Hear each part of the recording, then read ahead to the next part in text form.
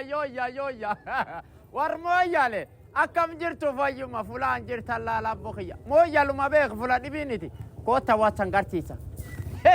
كرياتيف كافي كوت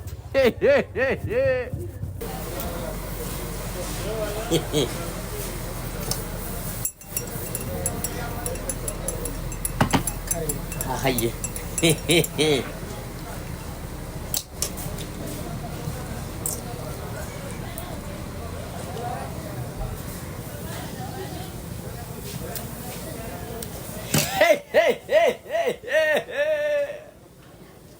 كرياتيف كافيه ايكو بحالي ياقي اوتيلي تنابوخيا لا لا كيتشينجر تابوخيا اوتيلي تنبيتو اوتيلي نكان داتشاتو نابويا خارا غارتي يواتين كاستومي ديمتو مويال اركا كاكيبيتا ابويا فلاتانا كيسين داتشا لا بوخيا فلا بوقت الله سوفا خنا كني بريدا بوخيا ارمرتيتي نان كاتو يو ارممتيتي بون خكيدو دا بوخيا دوم يوجي قالتي يوجي ديمت بون خنا كني غبولا لا بوخيا وانا كمردا ديبا دا بوخيا فلا ديبين بربادا قوت دوم لا بويا ارملادو سموسا جدين جوسين جدين قال لا بوخيا دوم كلها guyyaa illee laaluu ati dhufteeran boqatte soofa kan garta si nyaata warra laala kinni dachaa boqiyya fuula dhibiin barbaade sagalee laal juus hojjaatee tuquunno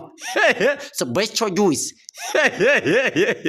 aboqiyya special juice takka dhudde kootar makan dhuf creative cafe kooti dhugaa boqiyya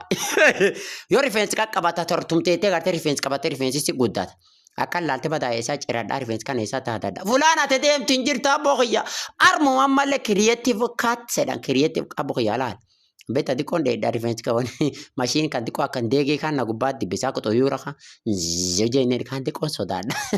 tanaaf diko akka wallimna boyya laal akka mataa cufsii dhiqana boyya fuul kan cufsi qaqqabatanii akka tasaa sii dhiqa fuula dhibiin deemtu mastaa sedha warri rifeensi kan namaa jirin garta laala boqiyya akka midhaastaniif laal kan